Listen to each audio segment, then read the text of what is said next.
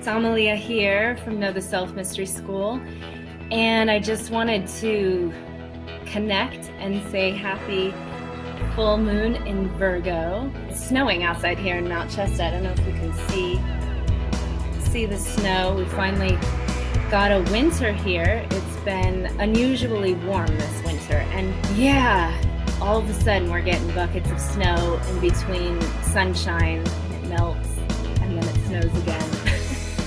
But it's nice to finally have a winter. I wanted to talk today about betrayal as a gateway to higher knowing. All of us have felt betrayed at one time or another. And this full moon in Virgo is kind of accentuating that experience, bringing a lot of things to light. There's like a ripping off of the veil. So a lot of things are being exposed. A lot of truths are coming to the surface, and these truths can be really, really shocking. I wanted to talk about how to cope with truth. I, as a seer and a multidimensional guide, have had multiple initiations into the layers and levels of truth. I know that any of you who are on the spiritual path and are on a journey of self-development and self-awareness, that you yourself have gone through multiple layers of the truth being revealed. So I thought I would share a little bit of my story, how I coped with some really big challenges of revelations in my own life. And I would love to hear how you coped with them and how it's affecting your life when you find something out that you thought was true. You know, it started for me as a young kid, growing up in a born-again Christian church where I was taught the creation story. And then I went to the San Francisco Museum of Natural History and saw these dinosaur bones that they had just reconstructed, and went back to, that was on a Saturday. And then I went to church on a Sunday. Was so in shock that dinosaurs were real, that they once roamed the earth. And as a 6-year-old, it was pretty wild to feel these bones, to see the enormity of this huge animal. So when I went to church on Sunday, they were talking about the creation story, and I was asking, where the dinosaurs fit in. And my Sunday school teacher didn't really have any information for me. She was telling me it was a lie, and I could tell that she didn't know what she was talking about, and she hadn't seen the exhibit that was new at the museum at that time. This was in the 70s.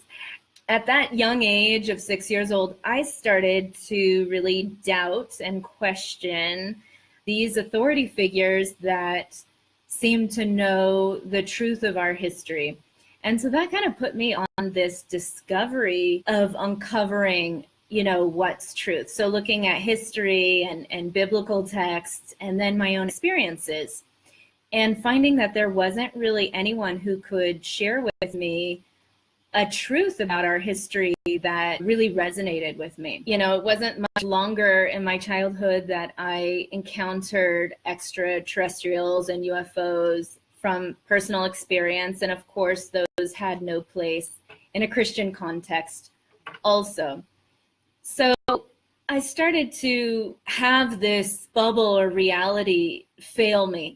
They had put me in this safe container, like I should have these kind of beliefs and, sort of worship this God and believe in this story of our evolution. As a young kid, I wasn't buying it. And I'm sure there's many stories you all have too of what you didn't buy. And so it was just interesting for me being in a church where there was so much dogma and so much conditioning of what I should believe. Throughout my childhood, there were numerous occasions where those beliefs got shattered. So one was to, respect authority or to revere our, pastors and elders. But in my church, a lot of my pastors and elders were pedophiles and abusing children.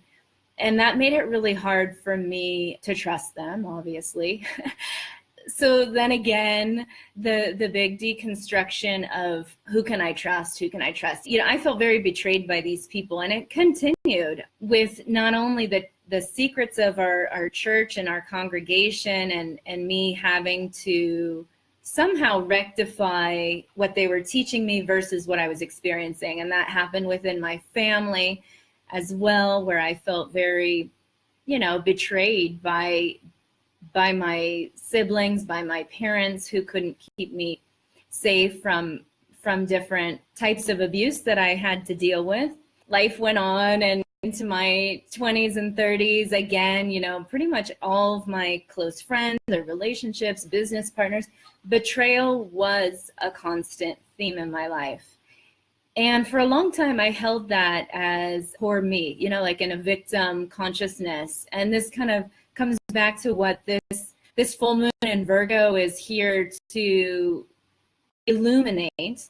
So this victim consciousness and this story of, everyone's lying was really challenging me to the core. And so I sought out my own spiritual knowing. I started meditating when I was about 28 years old after a series of extraterrestrial encounters that blew my mind. And I wasn't really sure, where I came from or what I was here to do, but something was waking up inside me and really radically altering my worldview. So at the time, my 20s, I was running a business in web design and working with technology in San Francisco and in Tokyo. And I started to have different people come into my life, and in the context of knowing them, they would awaken some sleeping memory in me that would wake me up to a whole new paradigm of thought and consciousness. And some of those people were physicists, some of them were spiritual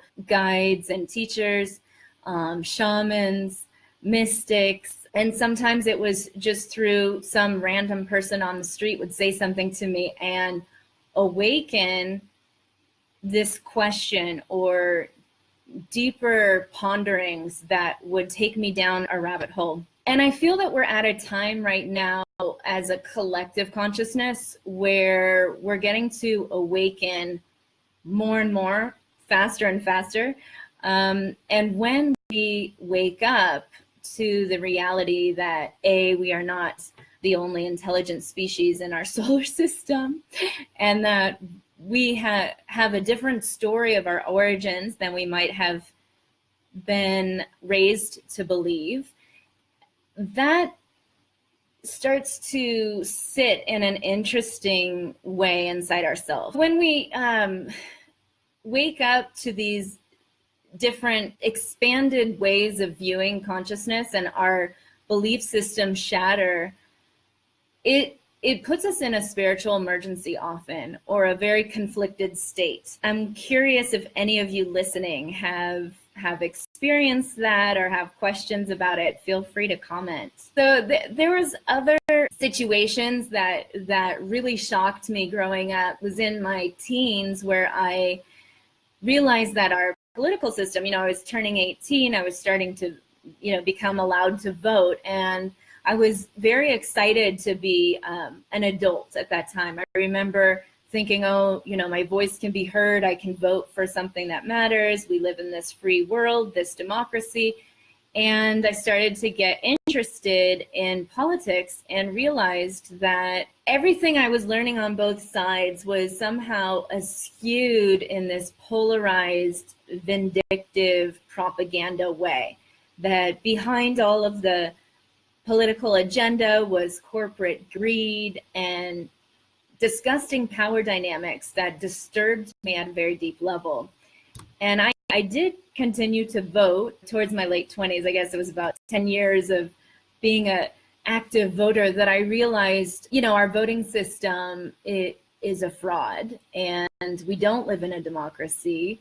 And that started to shatter a whole other realm of construct that I had to deal with the fallen pieces once more. So it was, the church, my family unit, creation story, political story. And then, I became very rebellious. I became an entrepreneur. I did not want to be a part of this corporate dynamic and this greed and misuse of power.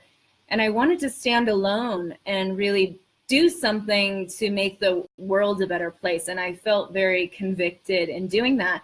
But in my first companies, I realized that some of the things that we were doing or some of the things I was supporting was actually, helping other corporations manipulate their clients. So whether it was in marketing or advertising, online sales, I worked in artificial intelligence, and that was really scary. And I had another deconstruction moment and had to get out and offline and into the real world just to come to terms with where technology had taken us and where we were headed as a people. Waking up and realizing that, we've been lied to or betrayed. I found these moments in my life, and there's so many of them, that they were moments of awakening for me. They forced me to go inside and to find my inner strength, to find my inner guide, to find my inner guru. And I ended up going to India for 8 years to live completely rurally with the tribal people and rural people of South India, and to just live simply, like just be back on the land. And I saw even there how this illusion and constructs were being formed around these innocent people.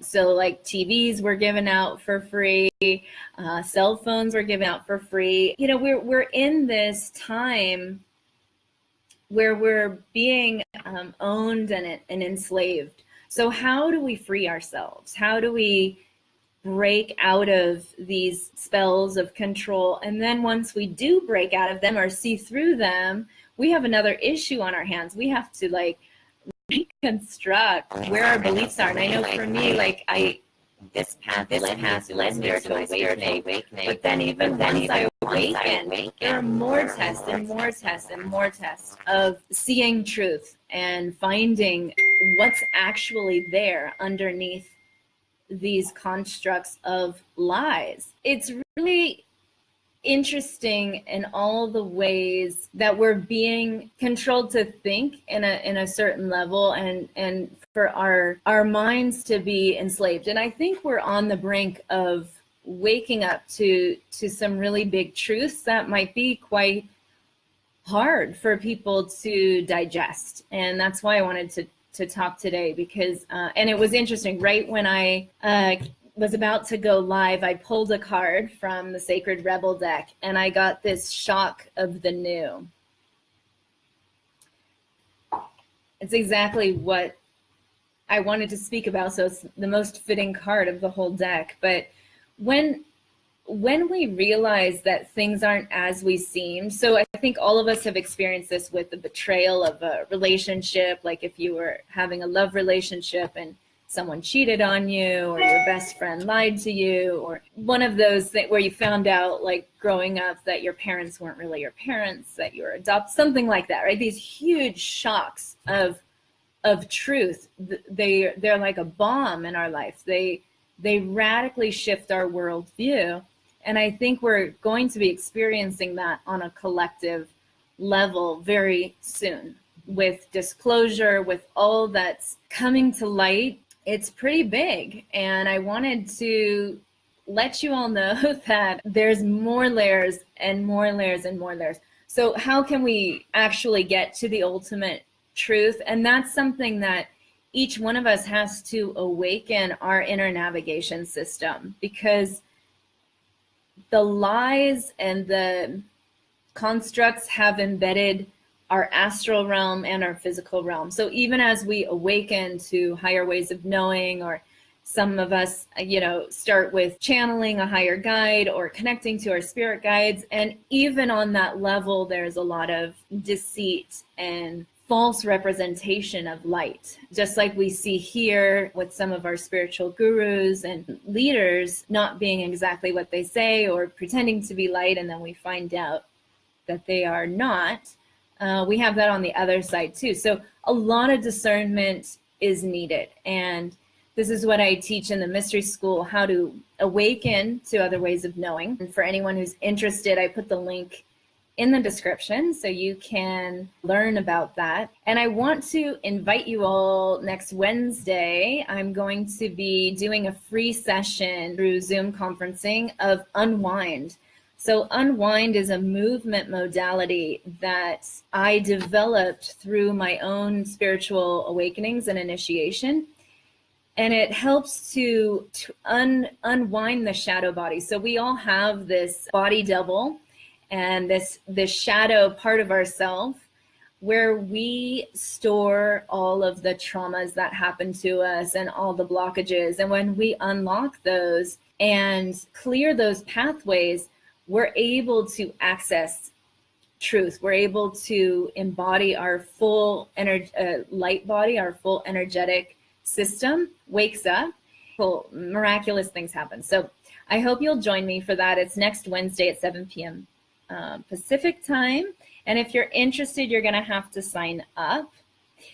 But it's just been a joy to talk to you guys today. Let me know if you have any other questions for me. My main sort of takeaway for you today and for this full moon and this big truth slap that's kind of being thrown at us at various levels. So this might be happening in your, day-to-day relationship, or it's also happening at a global scale, and definitely for all of those in America, we're being slapped pretty hard right now with the truth. Discernment is key here. So how do you know? How do you measure truth? How do you know inside yourself when something is true or not true? How do you let it sit with you? Where do you go to for your own refuge? I would love to hear about that in the comments. So I'm going to sign off for now. I feel like I've been talking for a while. Thank you guys for listening today, and I hope to see you next time. Bye.